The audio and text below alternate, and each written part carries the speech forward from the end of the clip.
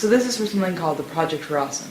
For those of you who don't know, the Project for Awesome is basically something YouTubers do every year to raise money for charity.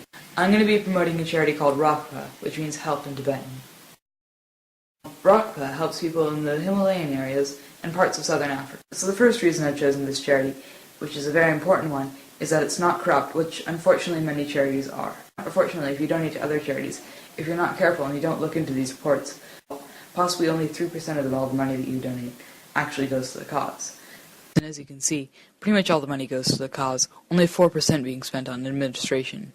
The second reason I've chosen this charity is because so many people in Tibetan parts of China, Nepal, and southern Africa really need your help. So let's look at some facts and statistics to see why these places really need our help. So first of all, in Tibet, the literacy rate is very low. Almost half the people in Tibet are not fully literate. In addition, the yearly income per capita in rural areas is only about £218. That's $328. And because of this, healthcare is often unaffordable. Because healthcare is often unavailable, parents often die leaving behind children orphaned. Education is often unaffordable and unavailable. Women often have to raise children from sexual assault or after their husbands left them. In Nepal, 72% of the population is illiterate, and most of the people who are literate are male, because many women miss out on their education. The average annual income per capita is only £143, or $220. That's per year. 75 in every 1,000 babies die from infancy, and there are many diseases going around. There's tuberculosis, leprosy, HIV, and AIDS, which leaves many children without parents. In Zimbabwe, 13% of the population can't read, and the average annual income is under £300, or $460. There are many families in Zimbabwe with disabled children, single mothers, and orphans. They are often unable to afford food and fees for school. Many people don't have any way of getting out of poverty, and many people have HIV and AIDS.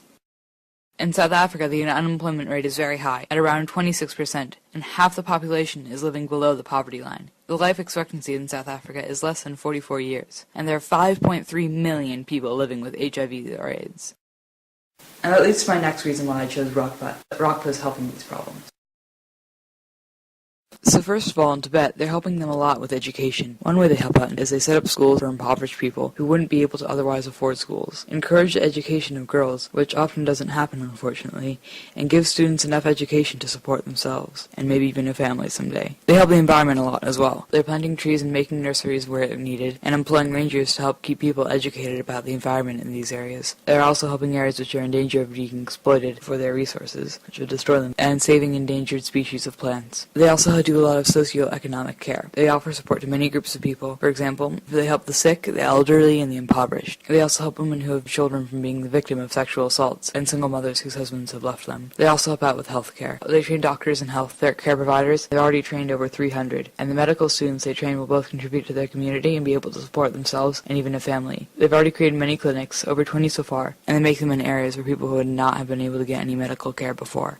Rokpa also helps out a lot in Nepal. They have a soup kitchen there. Sometimes they serve around 800 meals per day at certain times of the year. They also offer warm clothing, provide medical treatment if needed, and also transfer them to hospitals. In addition, if there is a sick person or a pregnant woman, they can offer them temporary shelter. They also have some orphanages there. There are now over 50 neglected or orphaned children. They're given a good home and schooling. They can eventually go on to higher education, some of them even becoming doctors, through Rokpa. The first one opened in 1996, and they've opened another one in 2005. They also have women's workshops in Nepal. Many women in Nepal get married very early in their life, too early to get an education. Rokpa helps these women by giving them education and apprenticeships, and they learn to make things, and so these things that they make can be sold to help them support their families and are fair trade approved. Finally, in southern parts of Africa, they have soup kitchens there as well, where they supply food, clothing, and advice about HIV and AIDS. In addition, they supply food to people outside of the soup kitchens, such as mothers, orphans, destitute people, families with disabled children, and other people who need it. They also supply medication to those who need it but cannot afford it. They also supply employment and business training. Rokpa teaches people skills and how to read and write, and can help these people get good-paying jobs. Also, the teachers who teach them are paid well. Women are also taught skills and given a small startup fund if they want to start a business to support their family. The final reason I chose Rokpa is because it's helping them in a sustainable way. If Rokpa continues to move forward in the way it's moving forward now, soon we won't need to donate to many of its projects. For example, Rokpa made an orphanage in Nepal connected to a guest house. The guest house is earning money for the orphanage, and is becoming very popular. Pretty soon Rokpa won't have to put its money into the orphanage anymore, because it'll be able to support itself simply from the funds gotten from the guest house. So the money that you give to Rokpa won't just help it for a short time, but for the long term. So that's why Rokpa is the main charity that I support at the moment, and I hope you help it as well. Every penny counts. I know that sounds cliche, but it's true. Just the fact that you have the ability to watch this video right now tells me that you probably have something to give to Rokpa, and I really think that you should. Just for a limited time only. If you donate £5 or more to Rokpa, then leave your name and email address in the comments below, or send me a message if you don't want to really reveal your email to anybody who watches this video, and I'll write your name in Tibetan script. Tibetan script looks like this, by the way. Okay, thanks for watching. I really hope you donate to Rokpa. Bye. Thank you for watching Know the Axiom. If you liked it, thumbs it up. If you didn't, thumbs it down and leave a hateful comment below.